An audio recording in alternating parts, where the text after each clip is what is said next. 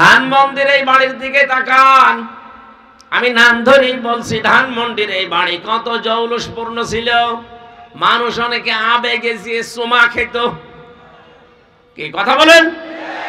আপনি এখন যে দেখেন, আমি কয়েকদিন আগে যে দেখি কেউ 4-5 জন একসাথে যায়, কেউ এদিকে কেউ এদিকে কেউ এদিকে, মনে হচ্ছে জামাতবদ্ধ টয়লেট চলছে।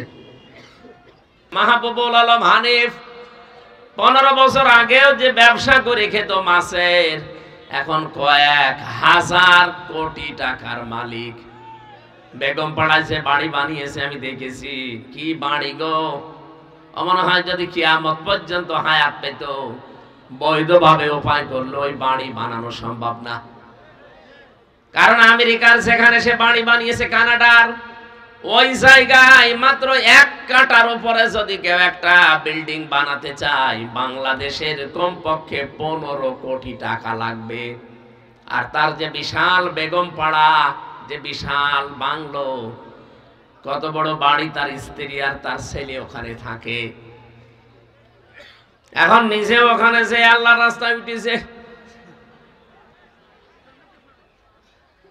যাই করে গেলেন, বাকি সম্পদ তো এখনো দেশে পড়ে আছে। তার যে ঘর কুষ্টিয়ায়, বিশাল বাড়ি। আগস্টের 5 তারিখের বিকাল 5টা বাজতে বাজতে জনগণ মাটির সাথে একেবারে মিশিয়ে দিয়েছে। পায়খানার ব্যান ছিল, সেটাও খুলে নিয়ে চলে গেছে। আমি সকালবেলা দেখতে গিয়েছিলাম, চিন্তা করলাম এত কঠোর মানুষ হইলো কেন? পরবর্তীতে কোরআনে কারিমের একটা আয়াত আমার সামনে এসে দাঁড়িয়েছে, ফাতিল কাবুয়ুতুহুম খাওয়িয়াতাম বিমা যালামু ইন্না ফি যালিকা লায়াতাল লিকাওমিন ইয়ালামুন। সূরা নমল 19 নাম্বার পারা 20 নাম্বার পৃষ্ঠা 7 নাম্বার লাইনের 5 নাম্বার রুকুর, এটা 52 নাম্বার আয়াত। তাফসিরে ফি জিলালিল কোরআনে পাবেন।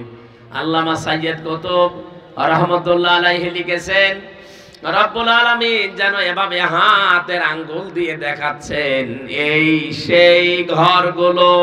এইদিকে তাকান, আল্লাহ বলেন এই সেই ঘরগুলো। কি এই ঘর? কি? খাওয়িয়াতান, আমি জনশূন্য করে দিয়েছি, পরিত্যক্ত বানিয়ে দিয়েছি, বিমা যালামু, এই জালেমদের জুলুমের কারণে। আয়াতটা যে কত বাস্তব! 5 তারিখে আমি আল্লাহর এই আয়াতকে 100 ভাগ মিলিয়ে ফেলেছি। সারা বাংলাদেশে 630টা থানা আছে, প্রত্যেক জায়গায় দেখেন জালেমদের বাড়িঘর ঠিক আল্লাহ জনশূন্য করে দিয়েছে। থাকার মতো একটা কুকুরও নেই। কি কথা বলেন? এখন ধানমন্ডির এই বাড়ির দিকে তাকান। আমি নাম ধরেই বলছি, ধানমন্ডির এই বাড়ি কত জৌলুসপূর্ণ ছিল। মানুষ অনেকে আবেগে গিয়ে চুমা খেত। কি কথা বলেন? আপনি এখন যে দেখেন, আমি কয়েকদিন আগে যে দেখি কেউ 4-5 জন একসাথে যায়, কেউ এদিকে কেউ এদিকে কেউ এদিকে, মনে হচ্ছে জামাতবদ্ধ টয়লেট চলছে। আল্লাহ বলেন আমি পরিত্যক্ত করে দিয়েছি, ওজার গৃহ বানিয়ে দিয়েছি। এমনি না, বিমা যালামু, এই জালেমদের জুলুমের কারণে। এখানে বসে বসে জালেমরা জুলুমের দুর্বিসন্ধি করত, কাকে কালকে ধরিয়ে দেব, কাকে আয়না ঘরে নিয়ে জুলুম করবে, এই কথা ওখান থেকে আসতো। গত পরশুদিন আন্তর্জাতিক রিপোর্ট বেরিয়েছে তুরস্ক থেকে, আপনারা দেখেছেন। এই হাসিনা স্বামী আর স্ত্রীকে এক ঘরে আটক রেখে সন্তানকে দুধও পান করতে দেয়নি। আর আমি নিজে যেহেতু আয়না ঘরে 10 দিন ছিলাম, মিনিটাই বিগটাই আমাকে নেয়নি, ছোটটাই নিয়েছিল। আমি দেখেছি এখানে যে কত বড় অসহায় মানুষ।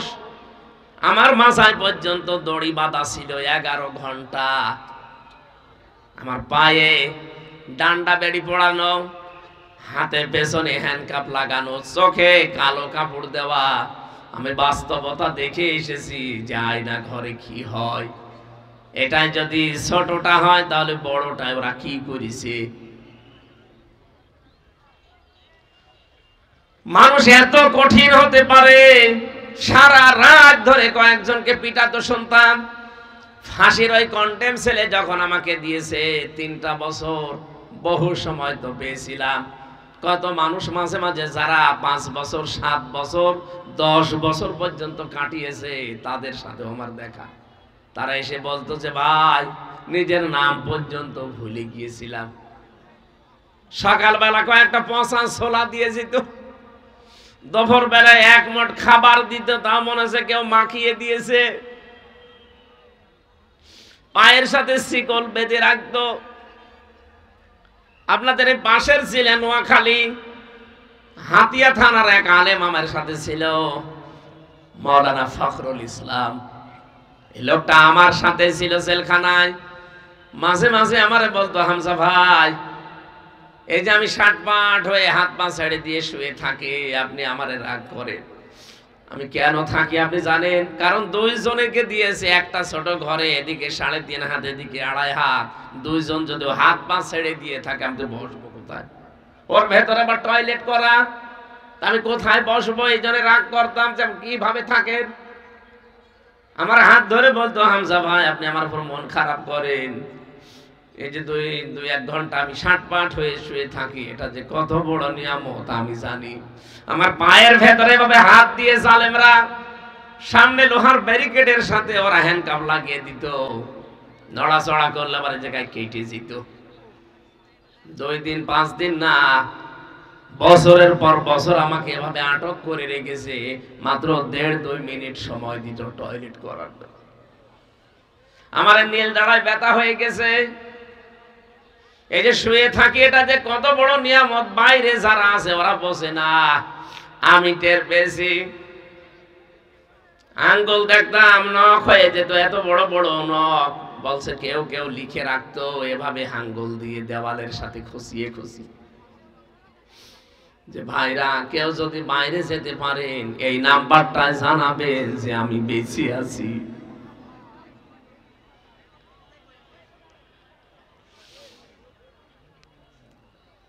এই ভয়ঙ্কর কাজগুলো আয়না ঘরে হয়েছে, বিভিন্ন দেওয়ালের লিখন। এখন দেখলাম পরশুদিন একটা রিপোর্ট বের হচ্ছে, পত্রিকায়ও দিয়েছে, কারা যেন ওগুলো সব দেওয়াল মুছে রং করে দিয়েছে। না, এগুলো জাদুঘর হিসাবে রেখে দেওয়ার দরকার ছিল। সারা দুনিয়ার মানুষ দুনিয়া থেকে আসতো আর দেখতো যে বাংলাদেশে একজন ফেরাউন ছিল, লেডি ফেরাউন। এতে কত বড় ভয়ঙ্কর! বাচ্চাকে দুধ খেতে পর্যন্ত দেয়নি। আমি নিজে ভিকটিমের জন্য আমি অল্প জানি, আমারও বলেছিল যে তোর বউ তুলে নিয়ে আনবো।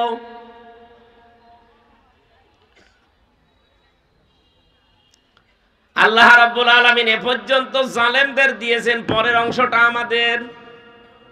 আমি যেন কোন সূরায় ছিলাম মনে আছে আপনাদের? সূরা নমল 19 নাম্বার পারার 20 নাম্বার পৃষ্ঠার 7 নাম্বার লাইনের 52 নাম্বার আয়াতের শেষের দিকে এটা আছে। আপনারা যদি কিছু মনে রাখতে না পারেন তো আমি বলি করব কি? শুনতেছেন মন দিয়ে? ইন্না ফি যালিকা লায়াতাল লিকাউমিন ইয়ালামুন। রব্বুল আলামিন এখানে লামে তাকিদ দিয়েছেন। যারা গ্রামার বসে জিজ্ঞাসা করেন, অবশ্যই এর ভেতরে শিক্ষা আছে। যারা জ্ঞানী তাদের জন্য, তাহলে এদের জন্য শিক্ষা কি, আমাদের জন্য আয়াতে। জালেমদের এত বড় শিকড় আল্লাহ কিন্তু কেটে ফেলেছেন, কিন্তু ফাইল জানা নেই। ফাকুতিয়া দাবিরুল কওমিল্লাযিনা যালামু, জালেমদের শিকড় কাটা হয়ে গেছে। কেটেছে কে? না না, কতিয়া মজুল, এর ফাইল জানা নেই। জালেমদের শিকড় কে কেটেছে কেউ জানে না। হানিফের বাড়ি কুষ্টিয়ায় কে ভেঙেছে কেউ জানে না, অথচ পায়খানার প্যানও নেই। তার মানে কে করলো জানা নেই। অবশ্যই কেউ না কেউ করেছে, কিন্তু আল্লাহ তার নিশানা রাখে নাই। কথা বলে না কেন? জালেমদের অবস্থান যদি আল্লাহ এই করুণ অবস্থায় তুলে দিতে পারে, আগামীতে যারা চেয়ারে বসবেন তারাও যদি জালেম হন, 5 বছর পরে আপনার বাড়ি ঘরও কিন্তু শ্মশান হয়ে যাবে। কি বোঝাতে চাই আপনি বুঝেছেন নাকি আন্দাজে বলেন ঠিক? জালেমদের এত বড় শিকড় যদি আল্লাহ কেটে ফেলতে পারে, আর আপনি কি, আপনার তো শিকড়ই নেই, এখন বলেন না কেন? আপনি যা শুরু করেছেন আগস্টের 5 তারিখের পরে, এই অবস্থা করলে কিন্তু জনগণ আগেই বুঝে ফেলবে। অনেকেই দেখছে পথে নেমে পড়েছেন আগস্টের 5 তারিখের পরে, অনেকে চাঁদাবাজি, অনেকে ছিনতাই। নাকি এলাকা আরম্ভ হয়নি? সেদিন নারায়ণগঞ্জের বন্দরে রাত 12:30টার পরে গেছে চাঁদা চাইতে।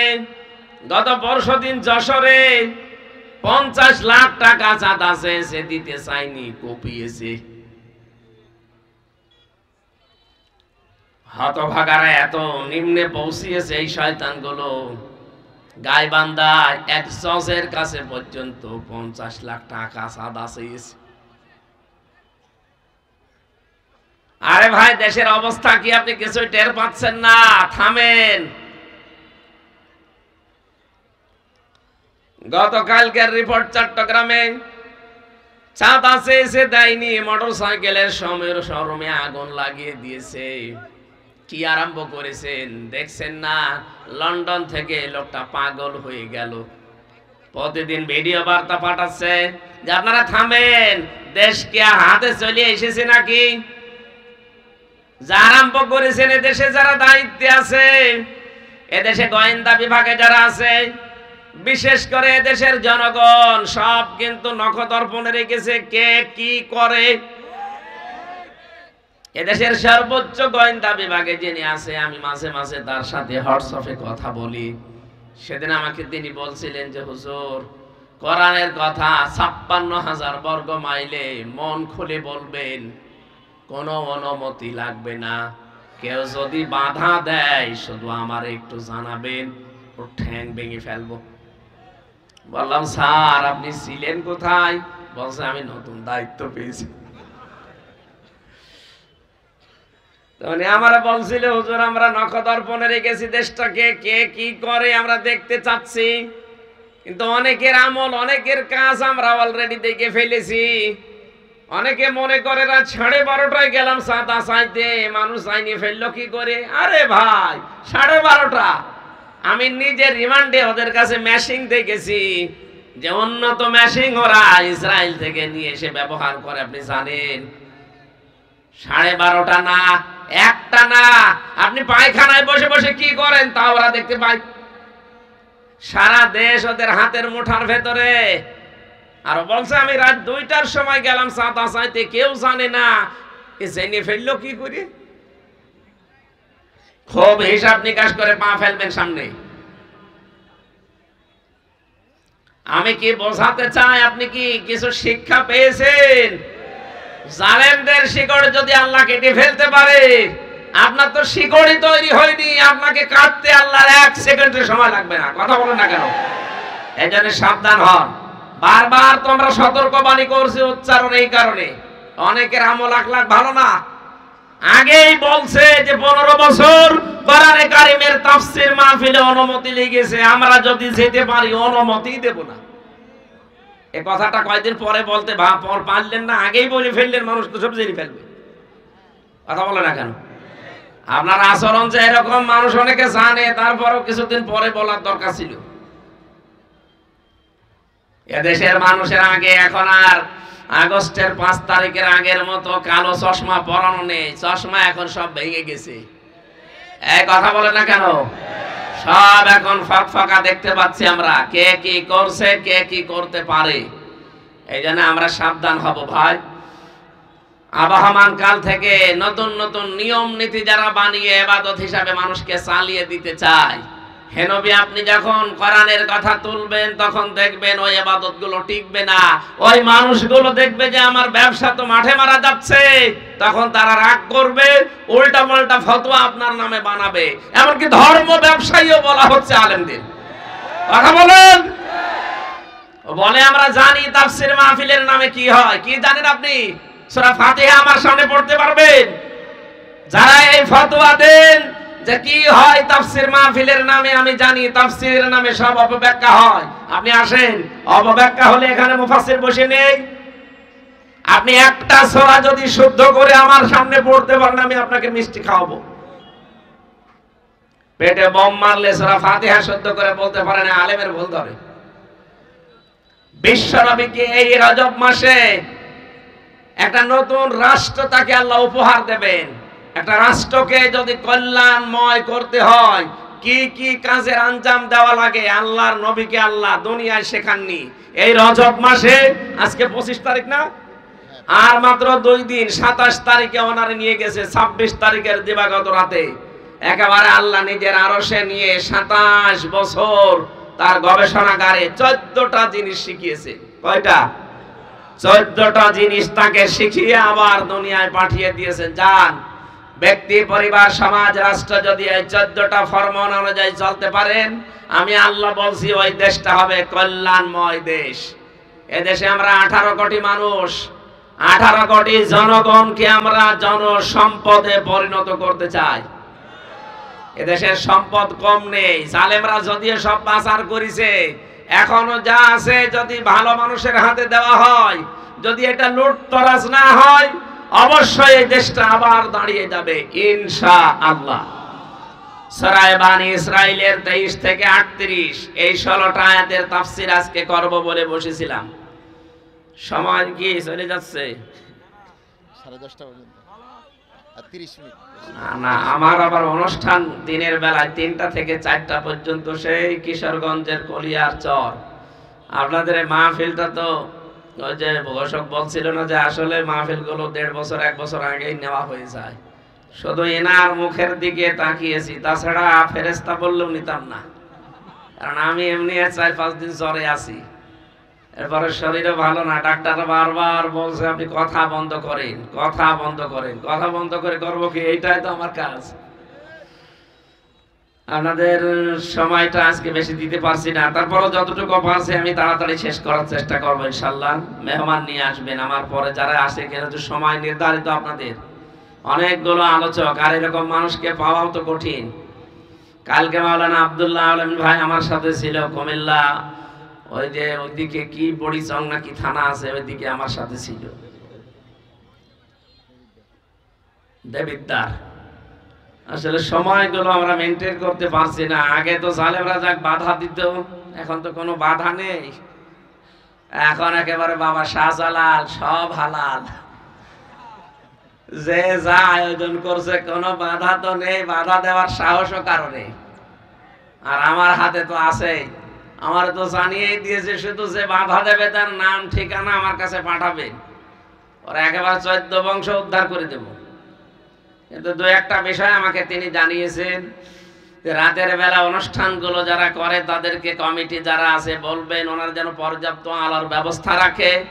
2 নম্বরে মেয়েদের যেন আলাদা যে ব্যবস্থাগুলো হয়, সেখানে তাদের থাকা এবং পেশাব পায়খানা টয়লেট এগুলো যেন পর্যাপ্ত ব্যবস্থা করে দেয়।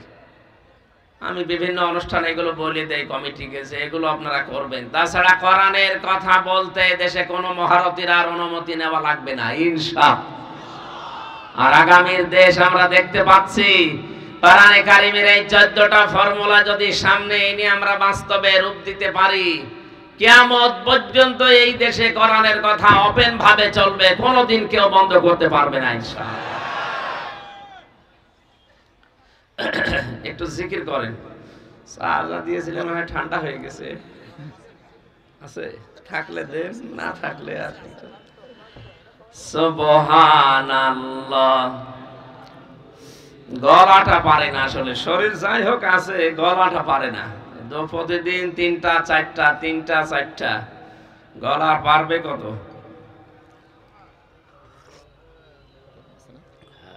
কে জিকির করেন আপনারা? এটা কবরস্থান। জবান খুলে পড়েন সুবহানাল্লাহ।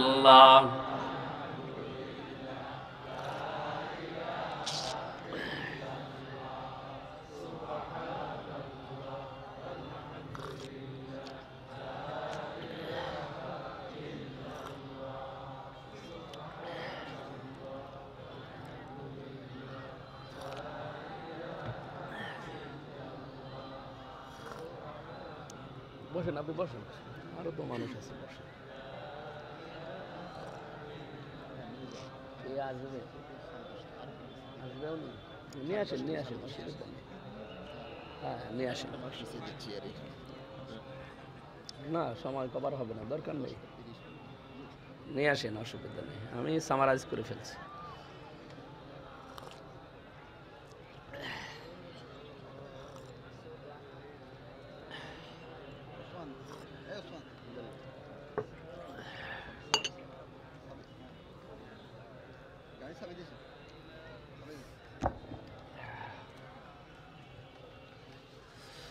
লা ইলাহা ইল্লাল্লাহ মুহাম্মাদুর রাসূলুল্লাহ। কুমিল্লাবাসী, আল্লাহ রাব্বুল আলামিন বলেন 27 বছর আমার কাছে রেখে রেখে আমি নিজে আল্লাহ আপনাকে শিক্ষক হয়ে 14টা জিনিস শিখিয়ে দিলাম। যান, এবার পৃথিবীতে ফিরে যান। নিজ এলাকা থেকে শুরু করে তামাম পৃথিবীর জন্য যেহেতু আপনি নবী, লিতুনযিরা উম্মাল কুরা ওয়া মান হাওলাহা, আপনাকে আমি সতর্ককারী পাঠিয়েছি শুধু মক্কার জন্য না, ওমান হাওলাহা, এর আশপাশে যা আছে সব কিছুর জন্য। মুফাসসিরিন ইকরাম আশপাশ বলতে তামাম দুনিয়ার সব কিছুকে তিনি বুঝিয়েছেন তারা। সুতরাং বাংলাদেশ ও পৃথিবীর ভেতরে 257টা রাষ্ট্র আছে দুনিয়ায়, সব জায়গার জন্য একমাত্র কেবলমাত্র শুধুমাত্র নবী, আমাদের নবী মুহাম্মদুর রাসূলুল্লাহ। আমার ভাইরা, নবী শব্দ এসেছে নাবা থেকে। নাবা মানে ব্রেকিং নিউজ। নাবা মানে কি? সত্য সংবাদ। এই মাত্র চলছে যেই ঘটনা, সেই ঘটনাকে বলা হয় নাবা। রব্বুল আলামিন বলেন আমার নবী যে সংবাদগুলো তোমাদেরকে জানিয়েছে খুব খেয়াল করে করে মিলাবে। ওয়াকাদা রাব্বুকা আল্লা তা'বুদু ইল্লা ইয়্যাহু ওয়া বিল ওয়ালিদাইনি ইহসানা। তোমাকে 14টা কর্মসূচির প্রথমটা আমি জানালাম আমার একাত্মবাদ, আমার দাসত্ব। এইটা সমাজে, দেশে, পৃথিবীতে প্রতিষ্ঠা করা লাগবে। দুনিয়ার মানুষকে যে জানিয়ে দেবে যে আমি সিদ্ধান্ত দিয়েছি, আমি ফয়সালা দিয়েছি, আমি রায় দিয়েছি, আমি আল্লাহ ছাড়া কারো ইবাদত করা যাবে না। কুমিল্লাবাসী, এখান থেকে একটা মাসলা বের হয়, আল্লাহর ইবাদত করা, আল্লাহর আইন মানা ফরজ। বলেন তো কি? আরো জোরে বলেন। অবিল ওয়ালিদাইনি ইহসানা, পিতামাতার নাম আল্লাহ দ্বিতীয় নম্বরে নিয়েছেন। বলেন পিতামাতার আইন মানা কি? না না, হয়নি। আল্লাহর আইন মানা ফরজ, পিতামাতার আইন মানা ফরজ না, তাদের সেবা করা ফরজ। কথা বুঝতেছেন? এ বাপ বেটা দুইজন আলেম এখানে বসে আছে। বাবা যদি ছেলেকে বলে আমারে সেজদা দে, জায়েজ আছে? আরো জোরে বলেন। কারণ সেজদা দেওয়া লাগবে আইন কার? আরো জোরে।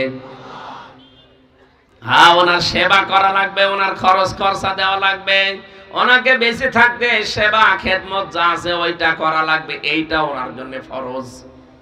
তাহলে কি বুঝলেন এখান থেকে? আল্লাহর আইন মানা ফরজ, মা বাবার আইন মানা ফরজ না, তাদের সেবা করা ফরজ।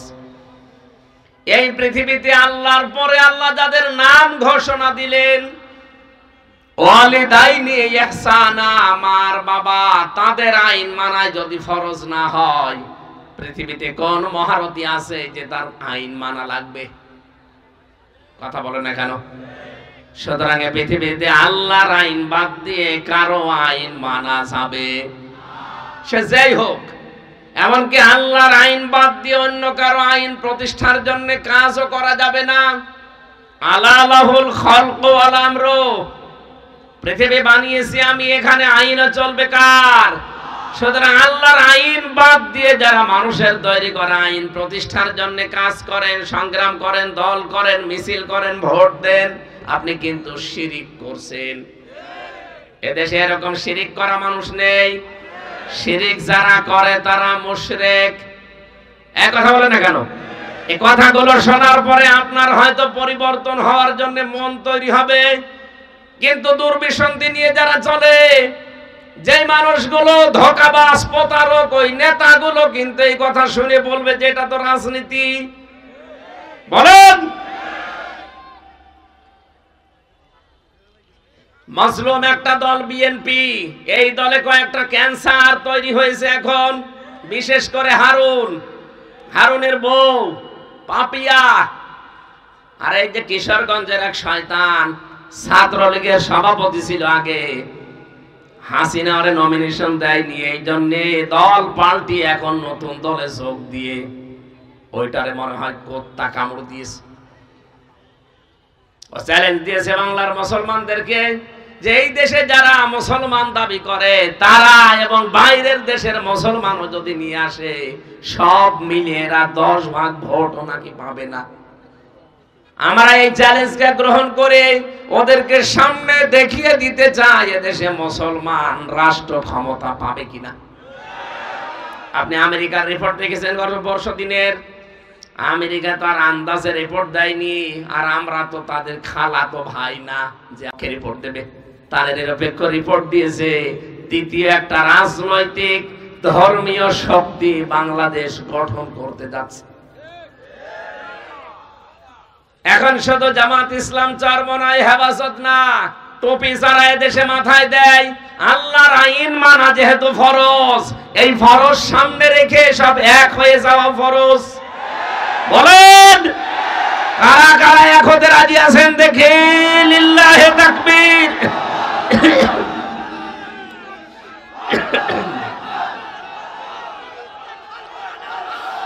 এই আন্দাজে হাত তুলবেন না, হাত নামান। যারা হাত তুলেছেন এরপরও যদি বেঈমানি করেন না, আপনার খবর আছে। অনেক মুনাফিকের মাথা এখন খারাপ হয়ে গেছে। কে কথা বলে না কেন? চরমনাইয়ের পীর সৈয়দ রেজাউল করিম কালকে উনি জানিয়েছে যে আমাদেরকে অনেকে বলতো এরা হাত মিলায় না, আমরা কিন্তু হাত মিলিয়ে ফেলেছি। আমরা হাত যা মিলিয়েছি আমাদের অসুবিধা নেই, কিন্তু একটা দলের মাথার উপরে ঠাঁটা পড়িস। পীর সাহেব দেখছি বুঝে ফেলেছি। সুতরাং উনি না, এদেশে যারা আমরা টুপি মাথায় দেই, যারা টুপি অন্তত মাথায় দেন না, মুসলিম দাবি করেন, তাদেরও এখন ইসমাইলের ভূমিকা পালন করা লাগবে।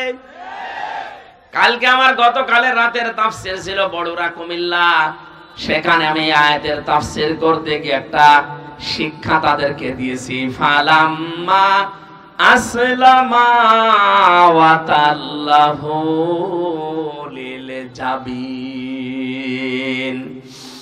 এখানে যারা আলেম আছে তাদেরকে বলছি, আল্লাহ এখানে কিন্তু দ্বিবচন দিয়েছেন, ফালাম্মা আসলামা। কি, কেন দ্বিবচন দিলেন? আল্লাহ বলেন দুইজনেই যখন এগ্রি হয়ে গেছে, রাজি হয়ে গেছে, আতাল্লাহু লিল জাবিন, তখন আল্লাহর যে নির্দেশ জবাই করো, এইটা কার্যকর করা সহজ হয়েছে। ইব্রাহিম নবী যদি বলতেন আমি জবাই করব, ইসমাইল নবী যদি বলতেন না আমি জবাই হব না, আল্লাহর এই হুকুম পালন হতো না।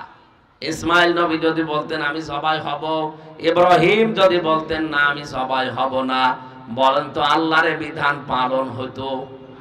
দুইজনেই যখন রাজি হয়ে গেছে, আল্লাহ পাক বলেন আমার বিধানটা তখন পালন করা সহজ হয়ে গেছে। আজ বাংলাদেশের দায়িত্বে যারা আছে, 1628টা চেয়ারের মানুষ বসে আছে। কত? এই 1628টা চেয়ারের মানুষকে আমরা চাই আমাদের বাবা ইব্রাহিম নবীর ভূমিকায় তাদের আসতে হবে। আর আমরা 18 কোটি জনগণ আমরা ইসমাইল নবীর ভূমিকায় গলা পর্যন্ত দিতে রাজি আছি। তাহলে আল্লাহর বিধান এই দেশে কায়েম হওয়া সহজ হবে। কথার অর্থ যদি বুঝে থাকেন, তাহলে ইব্রাহিম এবং ইসমাইলের ভূমিকা সামনে পালন করার সময় আসতেছে। আমরা চাই দেশের দায়িত্বে যারা যাবে তারা যেন ইব্রাহিম নবীর ভূমিকা পালন করে, আর আমরা যারা জনগণ থাকবো সব সময় সব অবস্থায় আল্লাহর বিধানকে পালন করার জন্য আমাদের জীবন পর্যন্ত দিতে আমরা ইসমাইলের ভূমিকায় আসব। তাহলে আল্লাহর বিধান যখন কায়েম হয়ে যাবে, রাব্বুল আলামিন বলেন আমার বিধান যদি কায়েম হয় তখন সাদাবাজি করা লাগবে না। সাদাবাজি মানুষ যে কারণে করে ওই কারণগুলোই তুলে ফেলবো, মানুষের কর্মসংস্থান তৈরি হবে। 36 লাখ যুবক এখন এই দেশে বেকার আছে। যত টাকা পাচার হয়েছিল একটা গণতান্ত্রিক সরকারের হাতে, জনপ্রতিনিধিদের হাতে দেশটা তুলে দেন। সামনে যেহেতু তুলে দেওয়ার সময় আসতেছে, আর তারা যদি হয় আল্লাহ ভীরু, ইসলামপন্থী, আখিরাতপন্থী, এই মানুষগুলো নিজের আখের গোছাতে চিন্তা করবে না। এরা সব বাইরের এই টাকা পাচার যেগুলো সবগুলো ফেরত নিয়ে আসতে পারবে। এগুলো সব নিয়ে আসলে, আমি কয়েকদিন আগে যাচ্ছিলাম কমলগঞ্জ মৌলভীবাজার, পাইলট আমারে বলছিল যে হুজুর এই যে হেলিকপ্টার দেখতে পাচ্ছেন, এই যে এগুলো যদি আজ কর্মসংস্থান তৈরি করার জন্য জালেমরা টাকাগুলো পাচার না করে এখানে ব্যবহার করতে পারতো, তাহলে এই দেশের একটা যুবকও বেকার থাকার কথা ছিল না। এই কুমিল্লা নোয়াখালীর কত মানুষ বাইরে যেয়ে বিদেশে যেয়ে নিজেদের কর্মসংস্থানের জন্য রাস্তা ঝাড়ু দেয়, পায়খানা পরিষ্কার করে, কথা বলে না কেন? এগুলো একটাও করা লাগতো না। 36 লাখ যুবক বেকার আছে, এদের কর্মসংস্থান তৈরি হয়ে যেত। আল্লাহ রাব্বুল আলামিন তার আইন মানা যেহেতু আমাদের জন্য ফরজ করে দিয়েছেন, মা বাবার আইন মানা, আমি আবার বলছি ফরজ না, তাদের সেবা করা ফরজ। এই জন্য আল্লাহর প্রথমেই রায়টা এই দেশে কার্যকর করতে হলে এখন আর দল বিদল দেখা যাবে না, দল মত নির্বিশেষে সবাই এখন ঐক্যবদ্ধ হওয়া লাগবে। আপনি যদি আল্লাহর আইনের পক্ষে থাকতে পারেন, কায়েম যদি হয় ভালো, না হলেও আপনার কোনো লস নেই, আপনি কিয়ামতে ঠিক আপনার উসুরত পেয়ে যাবেন। কি কথা বলে না কেন? এই জমিনটা মনে করেন এই যে এই মাওলানার রশিদ আহমেদ সাহেবের, উনি যদি কামলা নিয়েছে আমাদের 5 জনকে, বিকাল 5টা পর্যন্ত এখানে আমরা কাজ করলে বিকাল 5টায় উনি বেতন দিয়ে দেবে। বিকাল 5টার আগে এই জমিনের কোনো ক্ষতি আমরা করতে দেব? কথা বলেন না কেন? কারণ বিকাল 5টা পর্যন্ত এখানে কাজ করলেই বেতন আমরা পেয়ে যাব, আমাদের সংসার চলবে। বাংলার মুসলমানেরা, বিকাল 5টা মানে জীবনের শেষ দিন। বিকাল 5টা মানে আরো জোরে, জীবনের শেষ দিন পর্যন্ত এই জমিনে আল্লাহর ইবাদত বন্দেগী আমাদের করা লাগবে, আল্লাহর আইনের পক্ষে থাকা লাগবে। যদি কায়েম হয় ভালো, না হলেও অসুবিধা নেই, আমার বেতন আমি জান্নাত পেয়ে যাব ইনশাআল্লাহ। আবিল ওয়ালিদাইনি ইহসানা, মা বাবা যাদের আছে তাদের সেবা করে, তাদের খেদমত করে, তাদের পেছনে সাধ্যমতো খরচ করে তাদের খুশি রাখা লাগবে। আল্লাহ আমাদেরকে প্রথম 2টা মানার তৌফিক দিন, এরপরে আরো 12টা আছে, যেহেতু এখনো আলোচক 4-5 জন আছে, ওনারা এই রজব মাসের করণীয় বর্জনীয় সম্পর্কে বলবেন। আমরা আশা করছি আমরা যতটুকু বললাম আল্লাহ মেনে চলার তৌফিক দিন, আমিন। বারাকাল্লাহু লানা ওয়া লাকুম ফিল কোরআনিল আযীম। আসসালামু আলাইকুম ওয়া রাহমাতুল্লাহ। আমাদের প্রধান অতিথি আজকের যিনি মাওলানা